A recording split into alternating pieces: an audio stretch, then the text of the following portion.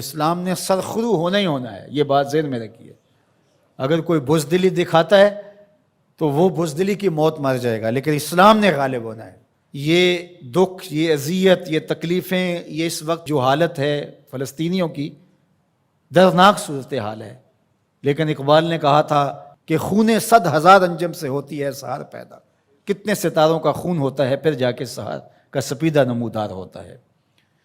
شہادتیں ہوتی ہیں، اذیتوں سے لوگ گزرتے ہیں، پھر نتیجہ پیدا ہوتا ہے۔ تو یہ نتیجہ انشاءاللہ پیدا ہوگا اور امت کو انشاءاللہ غالب آنا ہے۔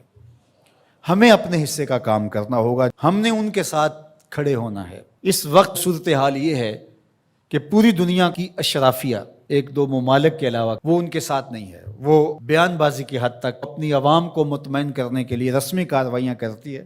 آپ دیکھ لیں پوری دنیا کے اوپر 56-57 اسلامی ممالک جو ہیں، ان کے حکمران، اشرافیہ اور بڑی بڑی فوجیں کہاں کھڑی ہیں۔ سفارتی سطح پہ خلوص کے ساتھ کوشش کی جائے، اور اگر لگتا ہے کہ یہ کوششیں بارآور نہیں ہوں گی تو ہمارے پاس یہ راستہ موجود ہے جہاد کا۔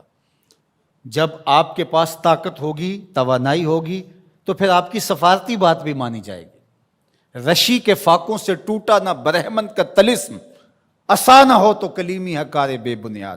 حضرت موسیٰ اگر کلیم اللہ تھے، ایک ان کا وصف تھا، لیکن دوسرے ہاتھ میں عصا بھی تھا۔ جہاد کا آپشن موجود ہے آپ کے پاس، اور انہیں پتہ ہو اگر ان کی بات سفارتی سطح پہ نہیں مانے گی تو یہ راستہ ان کا کھلا ہوا ہے اور اس سے گریز نہیں کریں گے، تو پھر آپ کی بات سفارتی سطح پہ مان لی جائے گی۔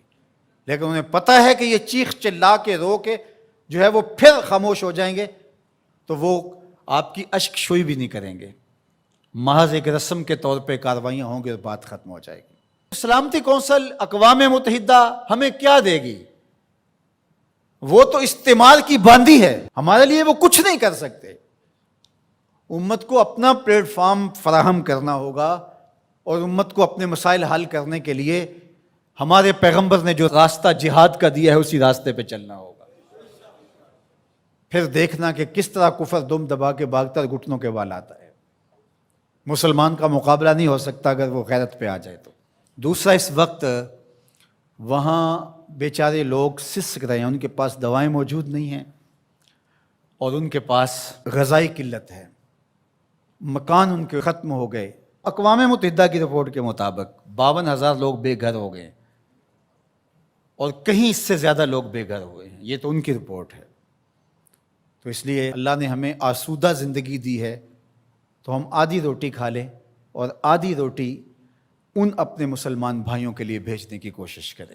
الحمدللہ ہم نے ادارۃ المصطفیٰ کے تحت وہاں کام کا آغاز کیا ہے۔ اگر کوئی ہمارے پہ اعتماد کرنا چاہے تو ہم بھی اس خدمت کے لیے حاضر ہیں، اور انشاءاللہ آج سے وہاں غزہ کے اندر اللہ کی توفیق سے کام کا آغاز ہو گیا ہے ان کی نصرت اور اعانت کے لیے۔ باقی مختلف ذرائع ہیں، ان کے ذریعے سے آپ جو ہے وہ ان کی مدد کر سکتے ہیں۔ آپ کو اطمینان ہو جہاں، تو یہ کام کرنے کا ہے۔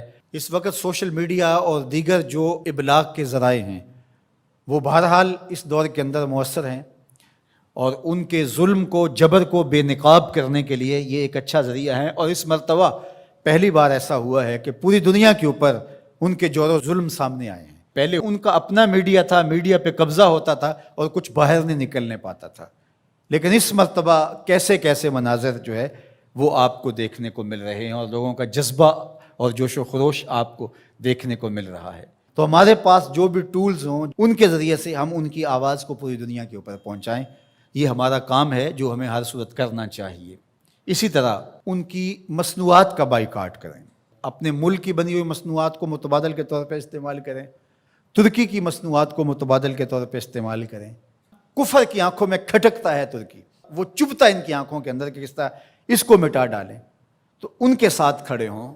آپ سیاحت کرنے جاتے ہیں تو ترکی جائیں دیگر مغربی ممالک کی بجائے۔ ترکی میں انبیاء کی قبور موجود ہیں، صحابہ کی قبور موجود ہیں، اور ترکی میں اصحاب کہف کا غار ہے، ہماری تاریخ ہے ترکی میں بہت ساری، تو وہاں دیکھیں، اور وہاں ان کے لوگوں کا جذبہ اور ان کا ایمان اور ان کا اخلاق پھر پاکستانیوں سے جس طرح وہ ٹوٹ کے محبت کرتے ہیں۔ ترکی کی مصنوعات کو استعمال کریں، دیگر بلاد اسلامیہ کی مصنوعات کو استعمال کریں، پاکستان کی مصنوعات کو استعمال کریں، معیار میں کم ہی کیوں نہ ہوں، کوئی بات نہیں ہے، مصنوعات جو ہیں وہ اپنے ملک کی، اپنے وطن کی استعمال کریں۔ تو بائیکاٹ کریں گے تو انشاءاللہ اس سے ان کو مالی نقصان ہوگا اور جو ہے وہ مسلمانوں کو اس کا فائدہ ہوگا۔ اسی طرح جو ہے وہ ان کی اخلاقی مدد کریں، جو صحافی ہیں وہ ان کے لیے لکھیں، جو بولنے والے ہیں علماء وہ تقریروں میں، تحریروں میں، گفتگو میں لوگوں کو اویئرنیس دیں۔ اتحاد امت کے ذریعے سے ہم ان کی مدد کر سکتے ہیں۔ امت اگر متحد ہو جائے، جغرافیائی تقسیمیں، لسانی عصبیتیں اور باہمی ہماری ذاتی رنجشیں اور نفرتیں جو ایک دوسرے کے خلاف کھڑی ہو جاتی ہیں اور جس سے امت کا اتحاد پارا پارا ہو جاتا ہے، یہ بدبختی ہوتی ہے۔ تو ان ساری تقسیمات کو رد کر کے حضور کے نام پر، قدس کے نام پر، قرآن کے نام پر، توحید کے نام پہ ہم جمع ہو جائیں۔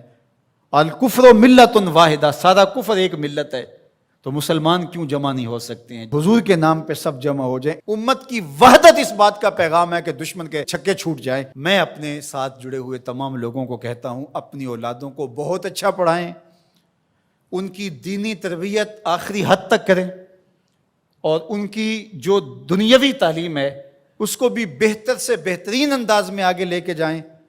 وہ ہر شعبے کے اندر آگے بڑھ کے شعبے کے اہم منصب تک پہنچیں، اور ان کے اندر جو راسخ مسلمان ہے وہ مضبوط تر ہو، وہ آپ کی آغوش سے گزرا ہے، وہ وہاں جا کر کے بھی جو ہے وہ پکا سچا مسلمان ہو۔ سب لوگ اس طرح جب آگے جائیں گے تو پھر نتیجہ آپ کے سامنے ہوگا۔ لیکن اگر ہم یہ نہیں کریں گے تو پھر ہم سوائے چیخنے چلانے کے، صدائے احتجاج بلند کرنے کے اور کچھ نہیں کر پائیں گے۔ تو بہرحال غالب تو آنا ہی آنا ہے اسلام نے، وہ پھر ہم نہیں ہوں گے، پھر اللہ تعالیٰ کسی اور کو منتخب کر لے گا ہماری جگہ پہ۔